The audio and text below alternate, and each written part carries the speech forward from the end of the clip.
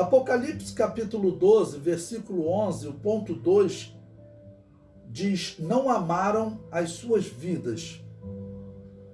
Na história da humanidade, muitos justos foram mortos pela sua fé, desde Abel até os nossos dias. Mas o não amaram as suas vidas representa a rejeição ao caminho do pecado.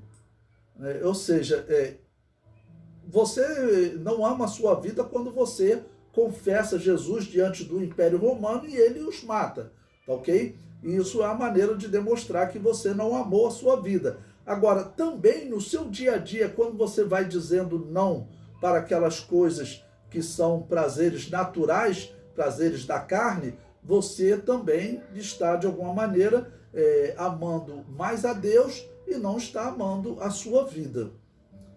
O comentário prossegue. O homem pode escolher entre caminhos de satisfação pessoal ou obediência à palavra de Deus. Bom, sempre lembrando, claro, eu coloco aqui que o homem pode escolher, porque eu acredito no livre-arbítrio, né? Se você chegar para qualquer pessoa em sã consciência e lembre agora dos erros que você cometeu diante de Deus, que você quer pedir perdão para você ser batizado e entrar na igreja de Jesus. Quando a pessoa lembrar dos erros que ela cometeu, pergunte a essa pessoa se ela cometeu aquele erro por escolha própria ou se foi Deus que ordenou que ela cometesse aquele erro. Todo indivíduo em sã consciência vai dizer, claro que eu errei por escolha própria, ou seja, por livre-arbítrio. O comentário prossegue. Obediência à palavra significa não amar a sua vida, ou seja, quando a pessoa não ama a sua vida, automaticamente ele está obedecendo a palavra de Deus, está fazendo as coisas que a palavra de Deus diz que ele deve fazer, que são mais importantes do que essa vida física.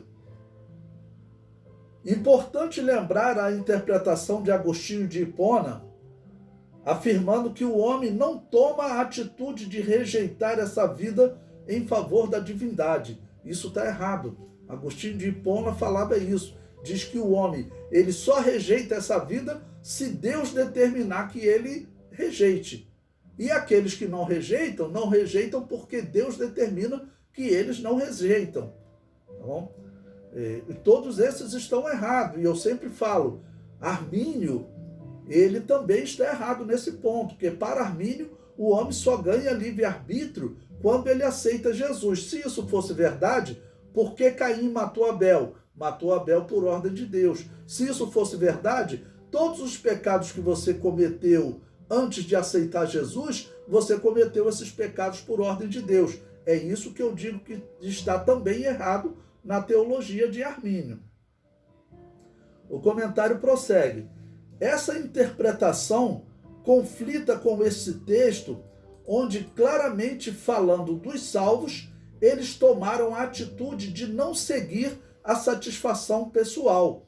Usaram o livre-arbítrio para escolher a vida eterna com Deus. Ok? Então, o texto diz claramente, né, que eles não amaram as suas vidas, ou seja, está falando de uma atitude do homem, tá certo? Eles não amaram as suas vidas, eles tomaram a decisão de amar a Deus em primeiro lugar. Até na escatologia acaba entrando essa heresia de Agostinho de Hipona, né? Eu aproveitei para colocar aí para vocês, porque muitos reformados, né, eles dizem que o livre-arbítrio não existe na Bíblia, não existe essa expressão, né? Existe sim, tá ok? Existe no grego, e algumas traduções traduzem como vontade e outra como arbítrio. Em 1 Coríntios 7, versículo 22 e 37 diz: porque o que é chamado pelo Senhor, sendo servo, é liberto do Senhor. E da mesma maneira também o que é chamado, sendo livre, servo é de Cristo. Todavia o que está firme em seu coração, não tendo necessidade, mas domínio sobre o próprio arbítrio, e isto bem firmado no seu ânimo, para conservar virgem a sua filha, bem farás.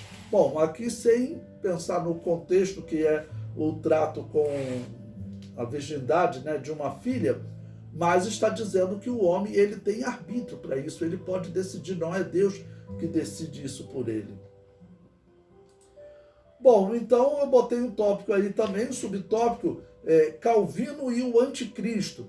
Por que isso é importante? Isso é importante porque, além do mal, que é o pecado que atinge a igreja, né, da mentira, do roubo, às vezes até da violência, às vezes das relações sexuais ilícitas, além de todo o problema que a igreja é atingida, ela pode ser atingida também por heresias que inviabilizem a operação do Espírito Santo nessa igreja.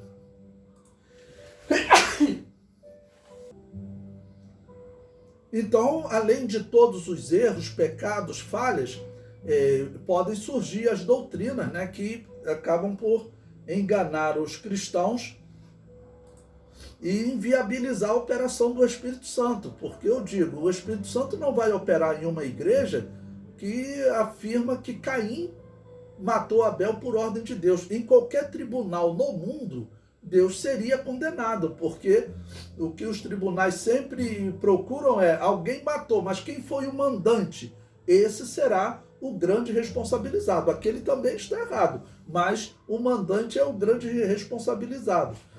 E segundo a teologia de Agostinho de Hipona, Deus é o grande responsável pelo mal no mundo. Esse eu posso dizer que é o tema que é mais discutido na igreja hoje, um tema, né, de grande importância. Porque, como eu disse, uma igreja que afirma que Deus é o responsável pelo mal no mundo, o Espírito Santo não vai operar nessa igreja. Bom, Calvino e o Anticristo, o comentário diz: é uma grande anomalia tentar harmonizar a predestinação calvinista com a obra do Anticristo neste mundo. Por quê? Porque o Anticristo vai ser um homem. Segundo o calvinismo, o Anticristo ele será predestinado por Deus? Segundo o calvinismo, sim, né? Porque ele diz que todos os homens tomam atitudes predestinados por Deus. Calvino, em seus escritos, fala do Anticristo que para ele estava no mundo nos seus dias, ou seja, cerca de 500 anos atrás. Numa citação de Calvino, da sua obra As Institutas, ele diz: Daniel e Paulo predisseram que o Anticristo haverá de assentar-se no templo de Deus. De nossa parte, fazemos o pontífice romano o corifeu e guarda-estandarte desse reino celerado e abominado.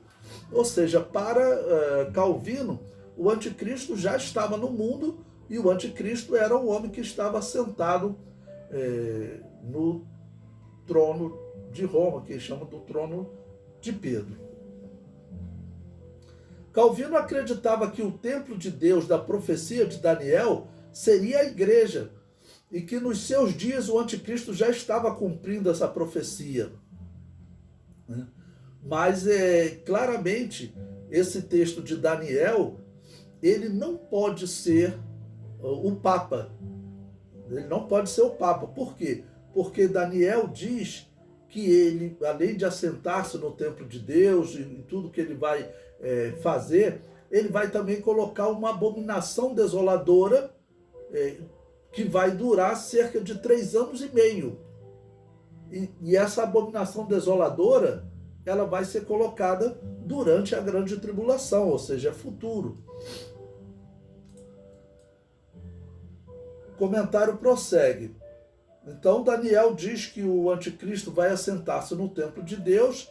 Ao mesmo tempo, a sua doutrina afirmava que o Anticristo fora predestinado a estar assentado na liderança da igreja. Ele acreditava que o Anticristo estava assentado na liderança de Roma, né? Na igreja aqui como igreja romana.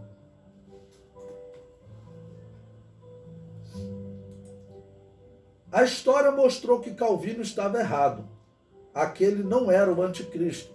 Seria até bom se o Anticristo já tivesse vindo ao mundo, já tivesse morrido, já tivesse acabado tudo, e nós já estivéssemos vivendo um milênio, como alguns argumentam, né? E que nós já estamos vivendo um período em que em breve Cristo vai estar governando o mundo através da igreja e através de Israel, que terá se convertido também. Então essa doutrina também, essa interpretação está errada.